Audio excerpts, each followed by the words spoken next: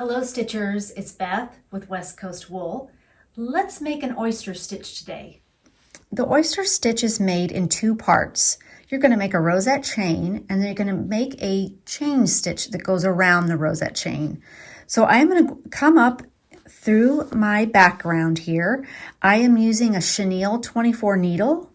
I am also using this beautiful Eleganza Pearl Cotton number 8. It's EZM 1072.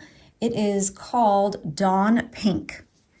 So once you've come up through your background, you're going to take a little bite to the right of your emerging thread, just like this. You're going to wrap your thread counterclockwise. You're going to make that little infinity sign. Hold on to it with your thumb. You're going to take the back of your needle and you're going to come through this bar that's right here on the left side.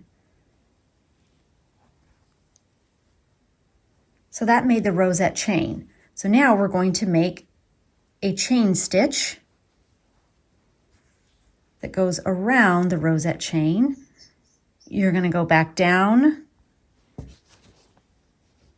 And now you've made the oyster stitch. Let's make another one. So we're going to come up through the background. You're going to take a bite right next to your emerging thread. You're going to wrap it around counterclockwise. Hold on to that infinity symbol. You're going to pull it through.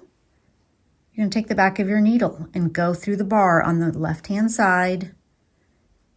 Pull it through. You want to have a lighter touch. You've made your rosette chain. Now let's make the chain stitch.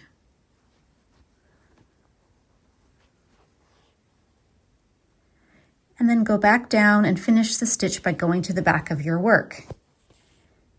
And there you go, a rosette chain, a chain stitch, make an oyster stitch.